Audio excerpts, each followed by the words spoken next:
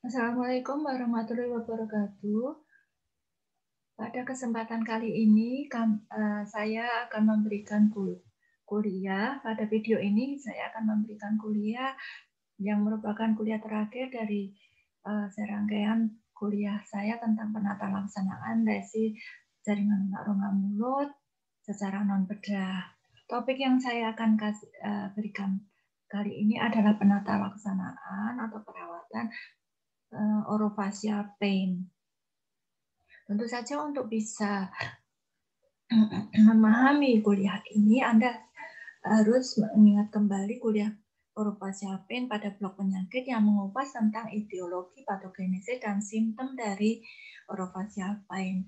Itu pada kesempatan ini, pada video ini yang ingin saya sampaikan adalah bagaimana cara mendiagnosis dan melakukan perawatan pada orofacial pain sesuai dengan kompetensi yang diharapkan pada seorang dokter gigi umum. Baiklah, kita mulai saja.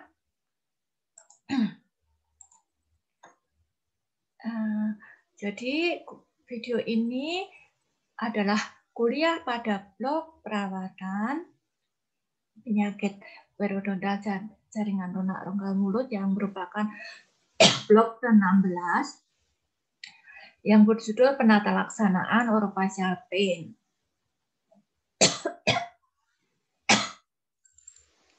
Capaian pembelajaran dari mata ajar pada blok 16 adalah menguasai dan mampu mengkaji konsep teoritis tentang perawatan penyakit periodontal dan jaringan lunak oral secara non-bedah dan atau bedah dengan mutu dan kualitas yang terukur berdasarkan prosedur baku untuk mengembalikan dan memulihkan sistem stomatognatik.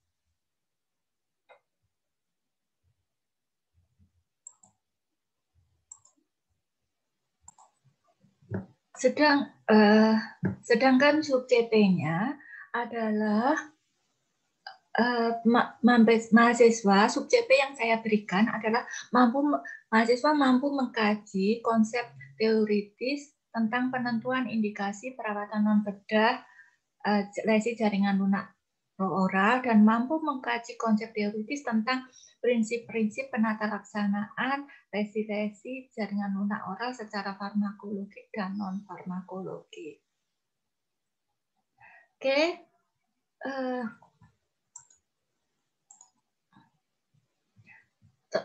Pada orofacial pain ini, saya masukkan gangguan pengecapan. Memang ini bukan pain, tapi juga bisa mengganggu fungsi, mengganggu kehidupan atau kenyamanan seseorang.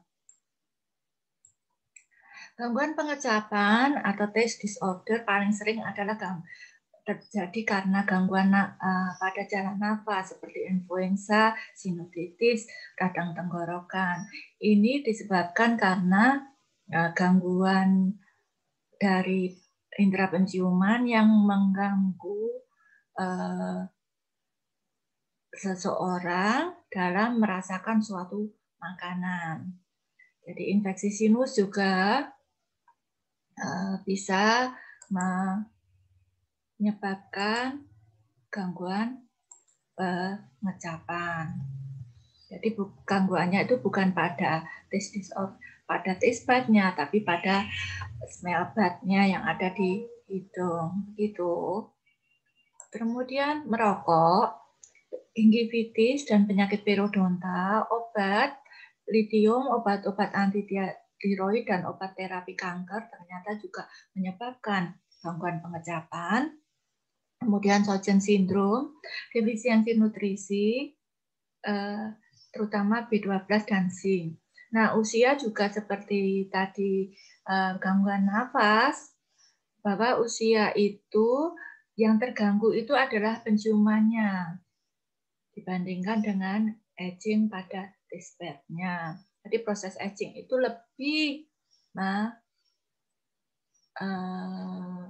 mengganggu dalam menyebabkan taste smell disorder daripada taste disorder begitu. Tapi seseorang dalam merasakan makanan itu ada kalau Anda ingat bahwasanya seseorang itu merasakan enak dan tidaknya makanan itu berdasarkan smell, berdasarkan taste, dan berdasarkan tekstur, kerenyahan, kemudian temperatur. Ada 4 begitu ya, ada 4 macam faktor yang mempengaruhi seseorang bisa merasakan makanan enak dan tidak. Nah, perawatannya adalah perawatan pada kondisi yang mendasari gejala. Jadi bila ada infeksi pada bakteri pada sinus tenggorokan maupun kelenjar saliva, tentu saja dibutuhkan antibiotik.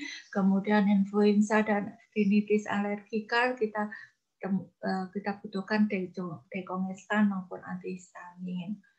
Pengobatan pada gangguan atau penyakit pada saraf atau penyakit autoimun yang menyebabkan gangguan pengecapan. Nah, yang paling gampang adalah suplementasi B12 dan zinc bila ada defisiensi. Kita bisa melihat defisiensi gejala defisiensi B12 dan zinc yang ada pada pasien. Jadi gejala yang lain, kemudian menghentikan kebiasaan merokok dan peningkatan OH-nya. Gimana? Sedangkan ini mulai sakit sendiri, rasa sakit. Sedikit mengulang pada blok penyakit bahwa rasa sakit itu dibedakan menjadi 3, yaitu rasa sakit nociceptif yang disebabkan karena adanya kerusakan jaringan, rasa sakit neuropatik atau neuropatic pain yang disebabkan karena kerusakan pada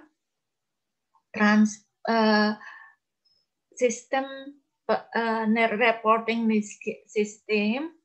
Jadi adalah pada kerusakannya pada jaringan persarafannya, baik SSP maupun salivary pair-nya. Kemudian yang aldepin itu karena dua-duanya rasa sakit itu tidak disebabkan oleh dua-duanya. Jadi misalnya neurological dysfunction juga enggak, kemudian tissue damage juga enggak, ya.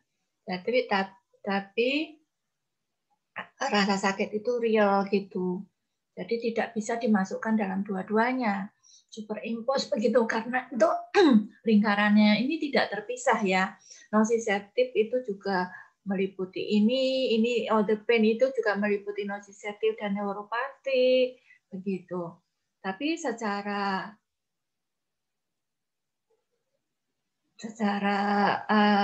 ini tidak ada kerusakan. Jadi pain arising neurological dysfunction, not damage. Jadi dysfunction yang terjadi. Seperti fibromyalgia, algopatik, dan nociplastik itu. Jadi kalau di sini damage, kalau di sini dysfunction gitu. Masih banyak lagi sih faktor-faktor yang menyebabkan dysfunction-nya itu kenapa.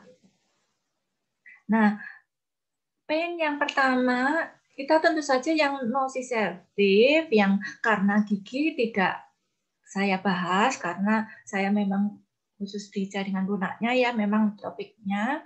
Jadi yang materi yang hari ini, kesempatan ini saya bahas adalah yang nociceptif adalah yang myofascial non-odontogenic toothache. Jadi rasa sakit gigi yang bukan disebabkan karena giginya, tapi karena otot-ototnya. Mungkin Anda nanti bisa lihat pada materi kuliah di blok penyakit. Kalau memang tidak ikut pada kuliah saya atau pada saat itu tidak disampaikan, mungkin Anda bisa cari di video saya. Video saya itu kebetulan kalau yang ini saya upload di YouTube. Nanti cari aja lah kuliah Dr. Erna, begitu ada, insya Allah Anda akan temukan. Ini saya lihat, saya sebenarnya ambil dari kuliahnya di OPAP online, jadi Orofacial Filipina Association of Pain Group. Sebenarnya di Facebook itu sebenarnya, jadi di Facebook pun Anda bisa mencari ilmu. Ilmu itu ada di mana-mana, bisa Anda cari dimanapun, tidak harus ada textbook atau apa, tapi Anda bisa mencari dimanapun, asalkan Anda bisa memilah bahwa sumber itu benar dan bisa dipercaya. Jadi, kembali lagi, bahwasanya ketegangan pada otot itu sering bermanifestasi karena ada revert pain, jadi karena cabang-cabang yang mencarafi otot tersebut juga mencarafi gigi-gigi. Maka itu bisa terjadi revert, sebenarnya sakitnya ada pada ototnya, tapi yang kerasa adalah di giginya. Itu giginya sendiri sebenarnya tidak ada keluhan apapun. Nah, makanya itu yang bisa menentukan atau yang bisa mendiagnosis orofacial non-odontogenic toothache itu bukan rehab medik, bukan spesialis rehab medik, bukan ahli-ahli yang lain, bahkan dokter umum ataupun dokter saraf, ya, hanya seorang dokter gigi yang mampu mendiagnosis myofacial non-odontogenic toothache ini. Jadi satu hal yang patut harus dilakukan oleh seorang dokter gigi itu kita harus benar-benar memeriksa bahwa gigi tersebut adalah normal dan sehat. Gitu. Nah, mungkin itu yang patut diingat, nanti selebihnya Anda bisa buka lagi ya. Terus jadi kalian kalau ingat di sini sebenarnya X-nya ini trigger point-nya. Jadi kalau Anda melakukan pemeriksaan ekstraoral, Anda juga harus memeriksa otot-ototnya. Nah, apabila terjadi kalau umpamanya dipalpasi, nah di sininya dipalpasi, yang terasa adalah di daerah merah ini, side of pain-nya yang merah, sebenarnya trigger point-nya yang X. Jadi kalau di sini yang sakit itu adalah musculus temporalisnya yang mengalami ketegangan, tapi manifestasinya bisa di gigi-gigi anterior. Ini masseternya yang mengalami ketegangan, yang di atas ya dekat tendon yang maksila, gigi-gigi atas yang sakit. Kalau yang di sini masseternya yang sakit, manifestasinya bisa di gigi-gigi bawah seperti ini. Jadi diagnosisnya tidak ditemukan sumber rasa sakit baik pada gigi, baik pada pemeriksaan klinis maupun ronsenologis. Nah, palpasi pada otot-otot yang terlibat pengunyahan memicu rasa sakit tersebut karena adanya revert pain. Tuh. Ya. Kemudian jadi seperti tadi saya katakan bahwa pemeriksaan otot temporalis, masseter, splenius, splenius itu yang ini sternocleidomastoideus dan trapezius ini penting dilakukan. Otot-otot ini juga yang menyebabkan adanya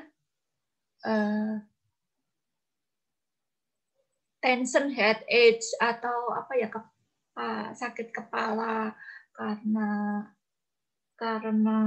ketegangan otot. Jadi seperti itu juga sering didapatkan. Ingat bahwasanya ini masa WFH di mana seseorang itu bekerja di depan laptop yang terus-menerus, ini kemungkinan terjadi ketegangan-ketegangan di sini. Nah, kalau masseter itu biasanya juga pada orang-orang dengan bruxism, dengan kebiasaan-kebiasaan buruk yang seperti kuliah sebelumnya saya berikan pada bruxism dan tick biting ya. Itu biasanya masseternya juga kena. Tuh. Perawatannya bagaimana? Perawatan definitifnya tentu saja adalah mengurangi beban dari otot, yaitu edukasi pasien untuk mengurangi kebiasaan cleansing pada siang hari, jadi mengatuk-ngatukkan gigi itu cleansingnya. Kemudian peningkatan kualitas tidur untuk mencegah cleansing atau bruxism, edukasi untuk mengunyah pada kedua sisi, karena kalau satu sisi itu juga memberikan beban pada salah satu giginya, salah satu ototnya, jadi sebelah kanan atau sebelah kiri saja. Itu juga memberikan beban yang lebih berat. Nah, selain perawatan definitif itu yang terutama pada pencegahan otot kebeban otot yang tinggi pada otot masseter, seperti tadi saya jelaskan bahwasanya otot-otot leher juga perlu diperhatikan. Jadi kalau umpamanya ada ketegangan di situ, maka stretching lebih baik dilakukan. Kemudian perawatan suportifnya adalah kompres panas, kemudian ultrasonik diatermi bisa, kemudian untuk otot masseter itu dilakukan stretching, jadi buka mulut selebar 3 jari selama 30 detik. Bisa juga apabila diperlukan, sangat diperlukan, bisa diinjeksi lidocain pada trigger point-nya.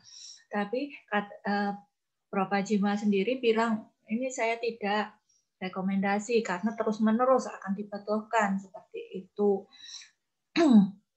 Jadi injeksi lidocain hanya sementara aja, nanti lidocainnya habis ya bisa terjadi serangan berikutnya. Kemudian medikasi ini bisa Anda berikan jika juga ditemukan fibromialgia koronis.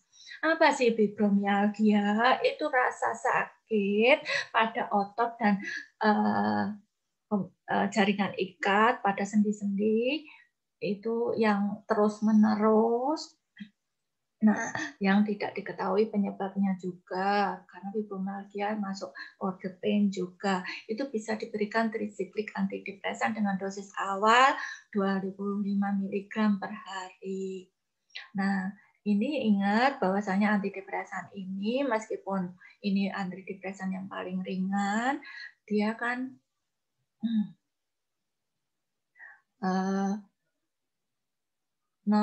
maksud saya serotonin, noradrenalin,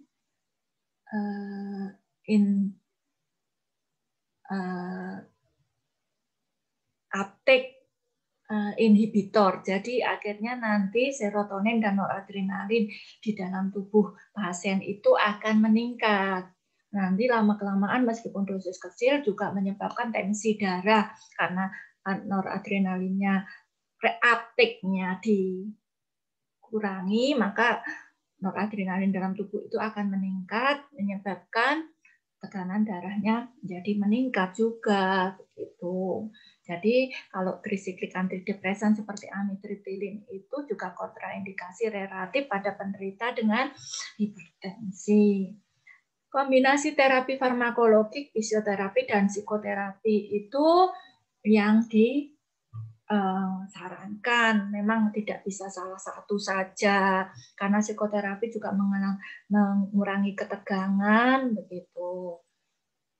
Kemudian yang paling penting adalah terapi yang di rumah, perawatan sendiri di rumah, kompres dengan air hangat, stretching pada leher, ke kanan, ke kiri, toleh kanan, toleh kiri, begitu. Mungkin Anda sudah bisa lihat ya di YouTube banyak bagaimana stretching kepala dan leher, kemudian stretching pada otot masseter seperti ini, tadi 3 jari seperti ini 30 detik, kemudian dilihat masseternya tegang atau enggak, masih sakit atau enggak, dan itu harus rutin dilakukan sehari 3 kali, begitu, lebih sering lebih bagus.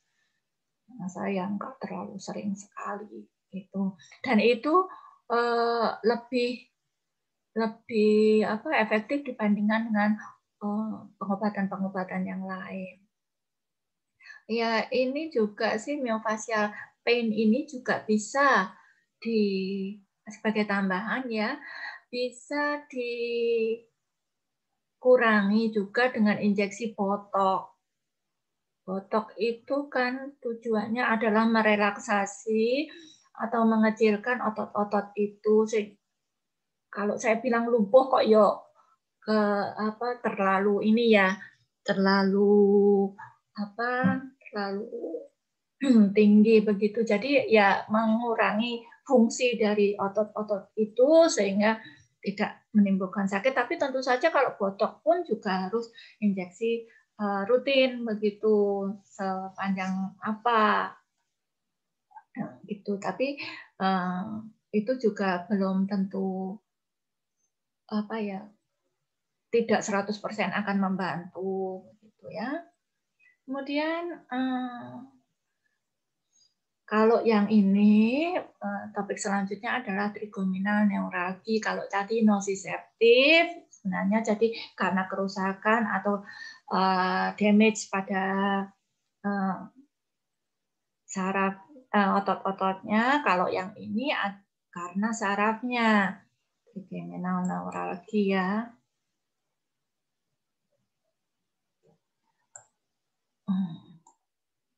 Jadi kerusakan pada saraf trigeminal atau saraf ringan. Mungkin yang patut saya ingatkan bahwa menurut penyebabnya itu dibagi 3, yaitu klasik. Klasik itu karena kontak antara pembuluh darah dengan saraf trigeminal pada dasar otak sehingga sarafnya tertekan, yang biasanya disebabkan karena proses aging. Karena itulah trigeminal neuralgia yang klasik ini sering didapatkan pada orang tua, pada lansia. Trigeminal neuralgia yang sekunder itu disebabkan karena penyakit yang lain, misalnya multiple sclerosis dan sebagainya. Kemudian yang idiopatik itu trigeminal neuralgia yang pada pemeriksaan elektrofisiologikal maupun MRI tidak didapatkan abnormalitas, jadi nggak ada penyebabnya. Perawatannya tentu saja sesuai dengan penyebabnya. Kalau trigeminal neuralgia klasik, di mana ini pembuluh darahnya, ini percabangan saraf trigeminalnya, ini tertekan, maka bagaimanapun ini harus dibedah untuk memberikan jarak gitu.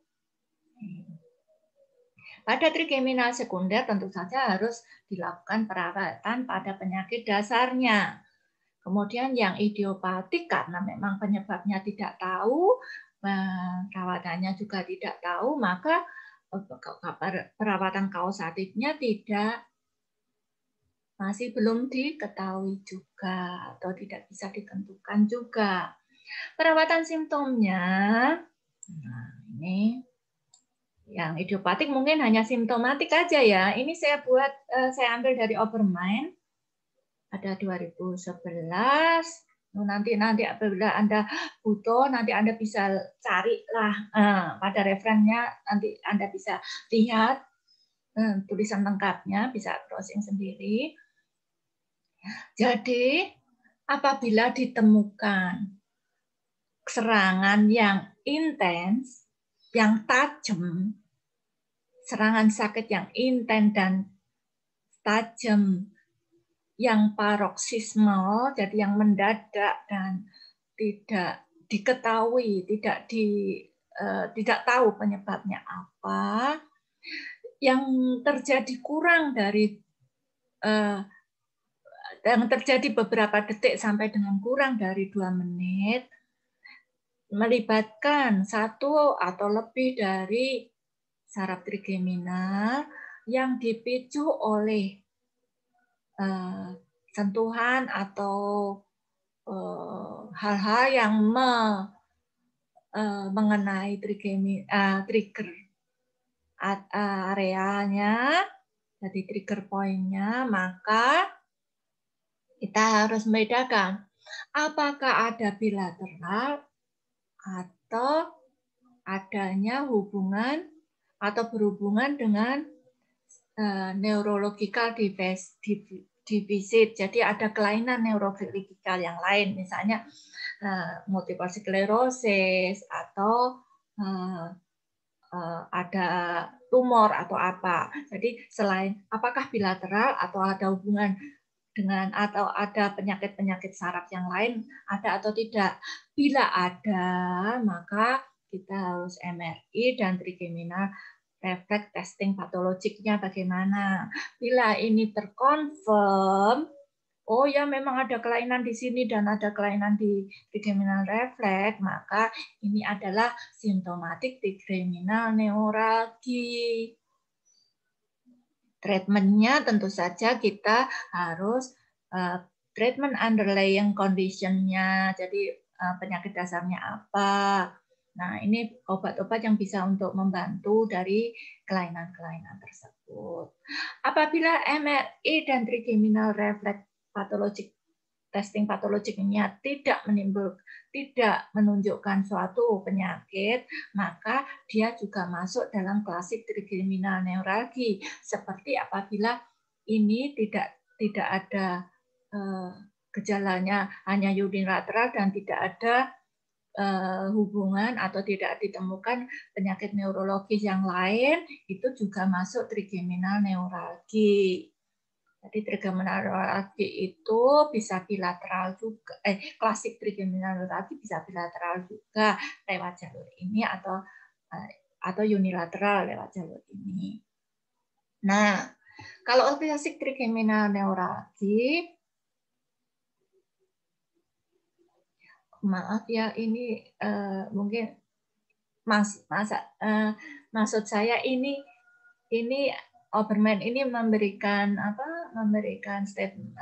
istilah klasik ya. Sebenarnya ini kalau yang menurut klasifikasi yang ini, yang Pak Prof. Bajima mengatakannya itu idiopatik karena yang klasik adalah yang karena kontak. Jadi yang ini adalah yang idiopatik ya. Bentar saya ini biar nggak bingung. Astagfirullah.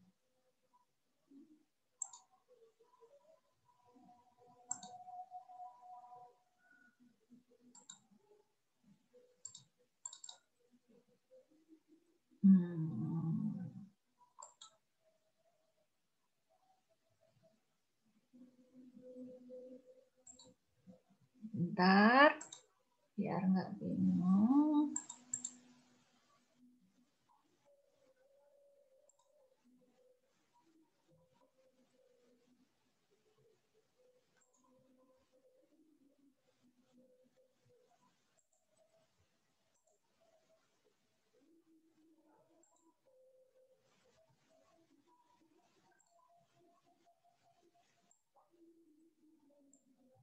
Jadi ini adalah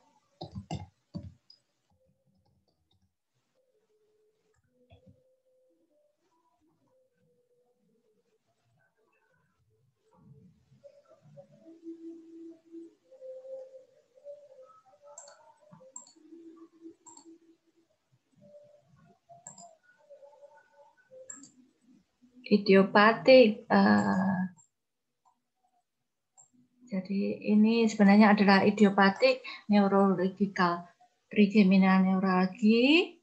Itu ingat ya, jadi masing-masing ahli itu kadang-kadang memberikan memang istilah sesuai dengan pemahamannya. Kalau yang klasik itu kan yang menurut Prof. Bajima adalah yang karena penekanan pada saraf karena pembuluh darah. Nah, ini pada Oberman ini yang dimaksud ini adalah klasik ini yang adalah yang idiopatik gitu. Jadi lainnya atau pertama kali itu apabila dimungkinkan adalah pemakaian karbamazepin. Karbamazepin atau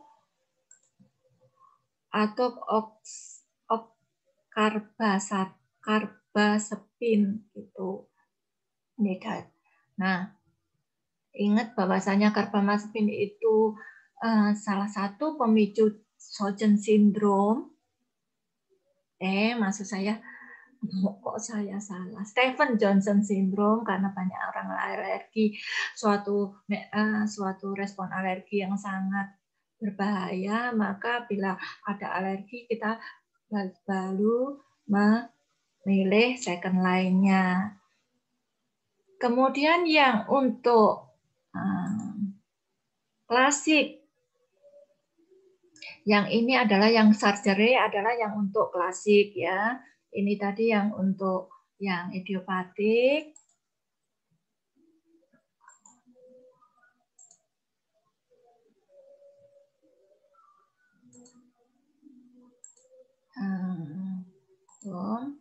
Mungkin nanti Anda mengerti maksud saya ya. Yang surgery itu yang klasik. Ini yang klasik. Ya, yang klasik trigeminal neuralgia butuh surgery. Prokotonnya prosedur tadi gitu. Nah, itu bisa gamma knife surgery, microvascular decompression. Ini adalah yang trigeminal neuralgia yang klasik begitu. Kemudian alternatif medical treatment option itu pada kelas 3 dan kelas 4 maksudnya adalah obat pilihan ketiga dan keempat bisa diberikan pregabalin, gabapentin, topiramate, tokain, kemudian volpra begitu. Ini alternatif. Nah, efek samping dari terapi simptomatiknya adalah muncul lesi karena alergi. Kemudian obat-obat persarafan tuh hampir semuanya bikin ngantuk dan pusing. Itu yang menyebabkan pasien sering berhenti minum obat. Tuh. Kalau Stevens-Johnson syndrome tadi sudah saya bilang bahwasanya ini bisa menyebabkan bisa menyebabkan Stevens-Johnson syndrome. Kemudian selain efek samping tersebut juga obat-obat persarafan itu bisa menyebabkan ketergantungan, addiction, dan toleransi. Nah, kalau addiction itu menyebabkan dia tidak bisa berhenti, kalau toleransi itu bukan hanya tidak bisa berhenti, tapi makin lama dosis yang dibutuhkan makin besar. Toleransinya adalah efek farmakologiknya, efek sampingnya tetap. Jadi misalnya pertama kali Anda berikan untuk fibromialgia, mamanya tadi myofascial pain juga, untuk amitriptilin Anda berikan 225 mg. Nanti untuk memberikan efek yang sama, makin lama pasien itu akan membutuhkan dosis yang lebih tinggi, tapi efek sampingnya juga 2 kali lebih kuat begitu. Jadi kita juga harus lebih hati-hati, karena itulah terapinya lebih baik terapi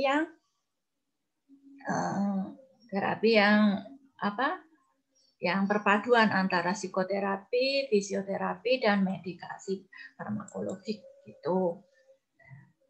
Oke, kemudian menginjak topik yang lain atau penyakit yang lain adalah post-herpetic neuralgia atau PHN, di mana kondisi di mana rasa sakit menetap atau kembali muncul pada daerah yang terkena herpes zoster atau pernah terkena herpes zoster. Patofisiologinya belum diketahui dengan pasti, kemungkinannya adalah kepekaan ganglion saraf yang meningkat maupun adanya infeksi virus herpes zoster yang persisten pada ganglion. Jadi infeksinya tetap terjadi di situ. Perawatan PHN ini tidak ada satupun obat yang efektif. Jadi sering dikombinasi antar obat-obat farmakologik tersebut. Nah, karena ini sifatnya rasa sakitnya lokal, maka biasanya itu bisa diberikan lidocaine skin patch atau apa ya, koyok begitu loh maksudnya. Jadi isinya lidokain atau kapsaisin. Kapsaisin itu sebenarnya adalah ekstrak dari cabai. Itu ternyata punya efek analgesik. Itu topikal. Antikonvulsan juga diberikan, gabapentin atau pregabalin. Itu tujuannya adalah untuk menstabilkan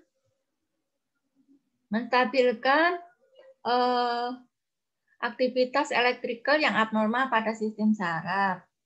Nah, efek sampingnya seperti tadi, drowsiness, ngantuk ya, kemudian berpikirnya tidak jernih, kemudian tidak siap siaga, unsteadiness itu. Nah, ini tentu saja sangat berbahaya kalau Anda harus mengendarai kendaraan bermotor. Ya, kemudian bengkak pada kaki. Kemudian pengobatan yang lain bisa diberikan opioid painkiller. Ini tentu saja sangat beresiko ya, risiko adiksi maupun kematian. Dan lagian di Indonesia kan juga ini ada sesuatu yang dilarang, maka opioid painkiller susah untuk diberikan. Kalau nggak salah dokter gigi tidak boleh kecuali untuk dirinya sendiri ya, untuk golongan opioid. Injeksi steroid pada spine, ATK dan epidural kadang mengurangi gejalanya. Tentu saja ini tapi juga ada risiko meningitis meskipun jarang. Gitu. Ingat bahwa injeksi steroid itu bisa menurunkan sistem imun. Pastikan bahwa infeksi virus herpesnya benar-benar sudah tidak ada. Jadi mungkin karena gangguan pada persarafannya atau pada sistem imunnya, maka hal ini bisa dilakukan. Karena itulah saya tetap berharap meskipun tadi pun Anda sekalian tetap minta PPT-nya, tapi kuliah itu karena itulah ini saya berikan dalam bentuk video supaya Anda itu ada tambahan-tambahan yang saya berikan saat memberikan perkuliahan yang tidak mungkin saya atau terlewat saya berikan PPT-nya, itu Anda bisa tetap pahami begitu ya. Jadi tidak hanya belajar tentang di PPT-nya saja. Tuh, saya tetap memberikan dalam bentuk videonya. Menginjak penyakit yang lain ada Bell palsy. Kalau yang tadi sakit, Bell palsy ini adalah kelumpuhan.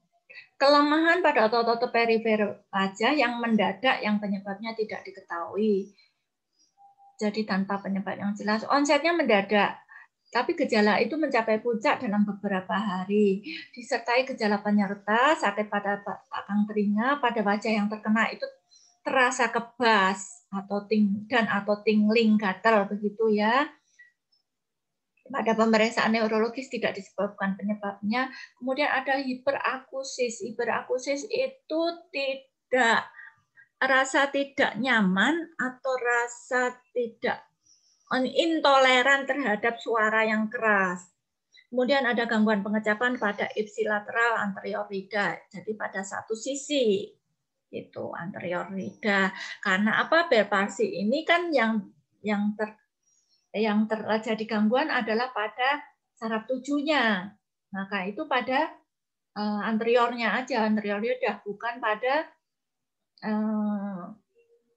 posterior. Yang posterior lidah kan dipersarafi oleh glosopharyngeal gitu kan, maka ini pada anteriornya. Penanganan penderitanya ini saya ambil dari Murti dan Saxena 2011. Jadi apabila Anda mendapati unilateral peripheral facial weakness, nah evaluasi onset dan gejalanya.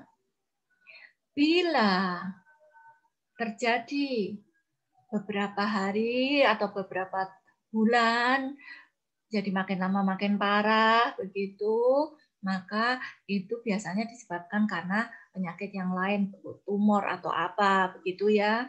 Tapi apabila ini rapid, jadi mulai dari muncul gejala sampai terjadi kelumpuhan itu hanya beberapa jam. Nah, itu biasanya itu karena pervasi. Nah, itu apabila ada, lakukanlah diagnostis tes. Nah, itu bisa kemudian setelah ini dilakukan positif atau memang kalau memang tidak dilakukan, yang dilakukan adalah pengobatan pada mata. Tentu saja itu butuh karena bila terjadi kelumpuhan pada otot-otot mata, maka juga dibutuhkan konsul atau rujukan ke dokter mata, kemudian physical therapy dan psychological support. Karena apa? Karena pasien-pasien pervasi itu biasanya cemas dan kaget begitu, psikologinya terganggu juga. Kemudian physical therapy tentu saja adalah fisioterapi. Jadi Anda bisa rujuk juga ke spesialis rehab medik. Pengobatan farmakologiknya apa? Pengobatan farmakologiknya adalah prednison. Itu dalam 72 jam setelah onset. Tuh. Jadi dosis pertama itu 60 mg per day, jadi selama 5 hari.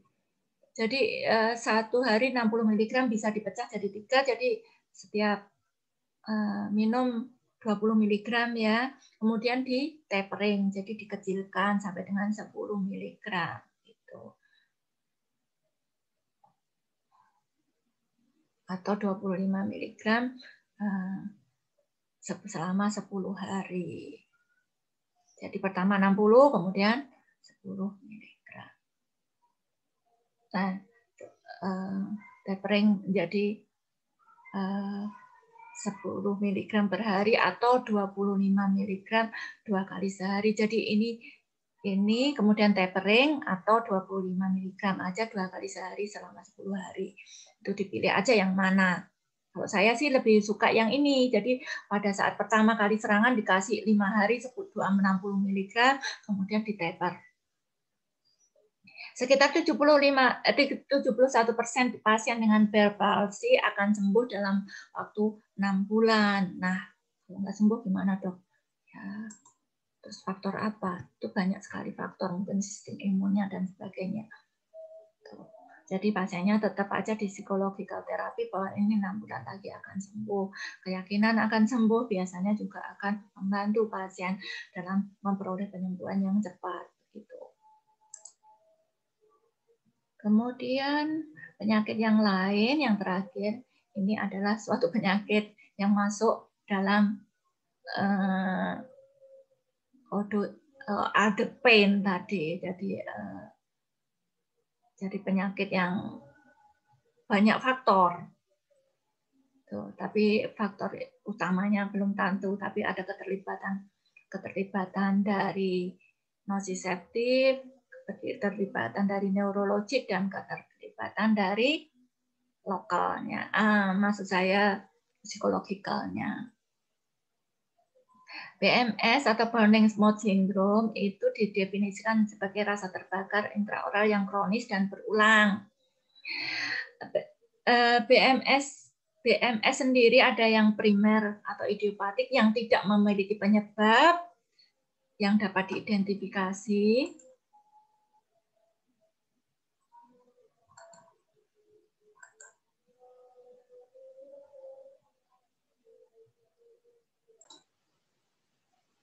Kembali saya ulang bahwa DMS adalah rasa sensasi terbakar intraoral yang kronis dan berulang.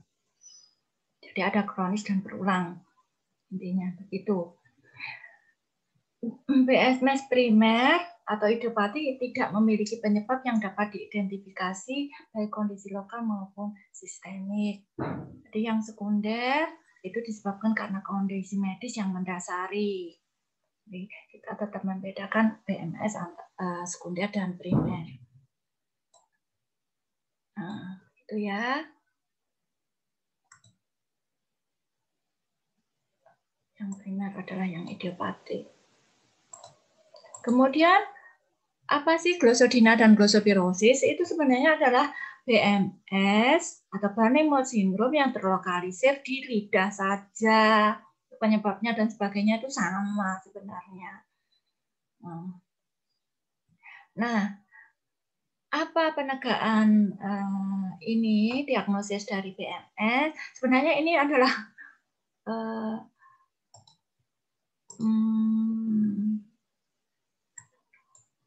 sebenarnya ini adalah kuliah, bukan kuliah saat ini ya, mestinya kuliah di blok penyakit, tapi baiklah saya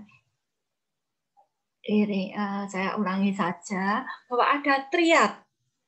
Ini jadi tiga gejala utama yang didapatkan pada Burning Mouth Syndrome, yaitu nyeri pada mukosa mulut, terbakar, bisa dikatakan mendidih atau terbakar, kesemutan, mati rasa, bengkak, perih, jadi macam-macam lah istilahnya. Nah, keluhan pasien. Kemudian ada disgesia. Disgesia itu apa? Disgesia itu resistensi rasa tertentu. Jadi persepsi rasa yang berubah. Misalnya rasa air minum menjadi pahit, begitu namanya disgesia, atau getir atau asin begitu. Kemudian ada serostomia. Jadi tiga, ada nyeri, ada disgesia, dan ada serostomia.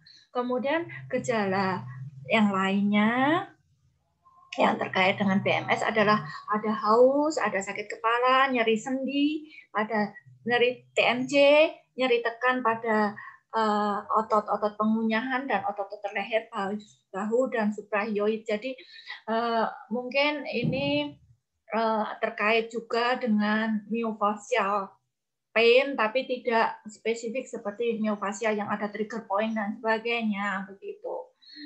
Jadi seperti itu ya, Burning Mouth Syndrome. Perawatannya bagaimana?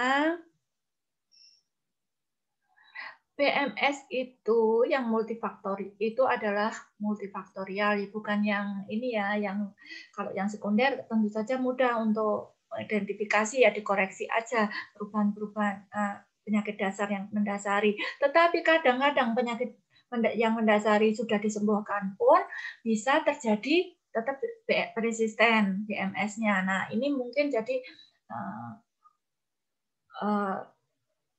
idiopatik juga gitu ya. Jadi kita itu pertama kali identifikasi penyakit dasarnya. Kalau penyakit dasarnya disembuhkan pun tetap ada, ya berarti ini idiopatik begitu.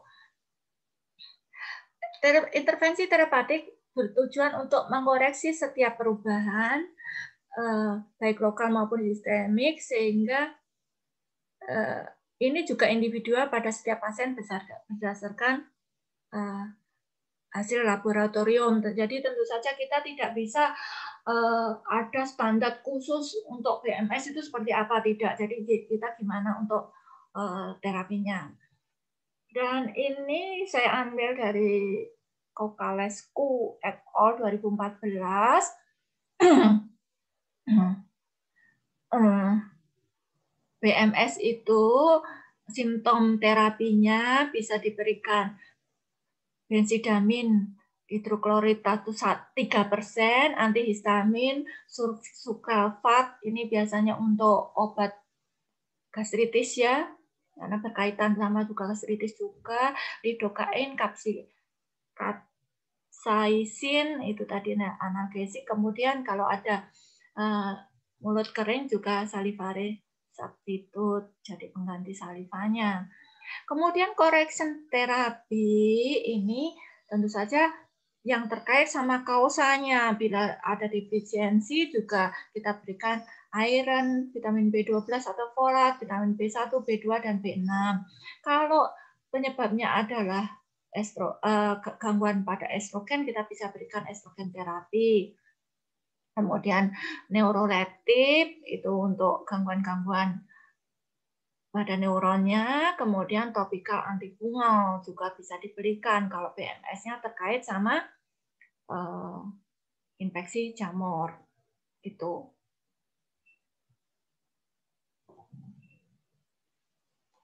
Kemudian psikofarmakological terapi, karena memang BMS itu terkait sama kondisi psikis seseorang, terutama depresi, maka kita bisa diberikan benzodiazepin ini untuk kecemasannya. Kalau trisiklik antidepresan untuk depresinya, monoamin oksidase inhibitor juga bisa, kemudian serotonik, antidepresan, antipsikotik, dan hipnosis. Kalau hipnosis kan bukan obat ya, tapi terapi-terapi psikoterapi gitu, macam CBT juga, cognitive behavior therapy, CBT ya. Bukan computer based test ya. CBT di sini adalah cognitive behavior therapy. Nah, penyakit yang satu ini atau atipikal odontalgia ini masuk juga penyakit yang ada pain tadi. Jadi mirip sama BMS. Odontalgia atipika ada penyakit yang ditandai dengan nyeri yang terus-menerus pada gigi dan soket gigi setelah pencabutan tanpa adanya penyebab, dan yang dapat diidentifikasi pada pemeriksaan klinis dan radiografi. Ini sering sekali saya temukan banyak case report begitu, di mana dia pertamanya sakit gigi, kemudian ada sih case report begitu, jadi sakit gigi pertama kali dirawat, mungkin disangka itu adalah karies atau nekrotik karena giginya masih utuh begitu, jadi dirawat saluran akarnya, kemudian konservasi, ditempel tapi tetap sakit, kemudian dicabut pun bekas soketnya tetap sakit, padahal dari pemeriksaan apapun tidak didapatkan, ronsenologis pun tidak didapatkan kelainan apa-apa. Nah, inilah atipikal odontalgia. Rasa sakitnya bisa nyeri, berdenyut, jadi seperti popitis parah, digigit tanpa patologi yang tampak. Perawatan, tentu saja dental treatment tidak menolong. Yang menolong itu yang sering dilaporkan berhasil itu adalah penggunaan antidepresan. Antidepresan itu mengaktifkan serotonin dan noradrenalin dalam sistem saraf sehingga mempengaruhi sistem penghambat nyeri yang menurun dari jalur transmisi saraf. Obat-obat yang lain, antidepresan yang paling sering itu yang terkait sama rasa sakit itu memang amitriptilin.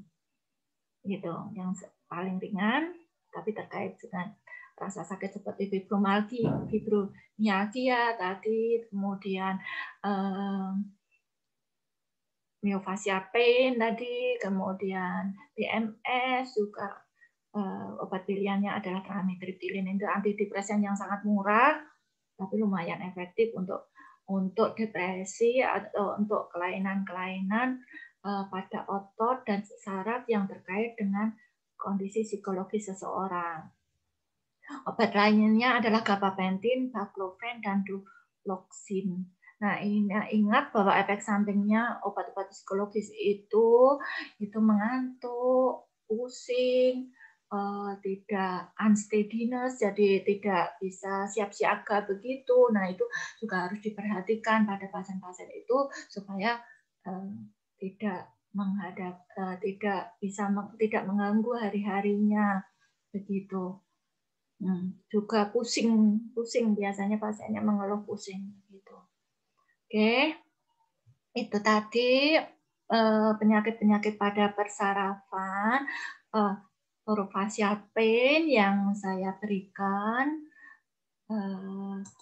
Kemudian ini referensinya, referensi yang bisa Anda pelajari lebih lanjut untuk mendalami tentang orofacial pain ini yang saya gunakan untuk menyusun kuliah saat ini.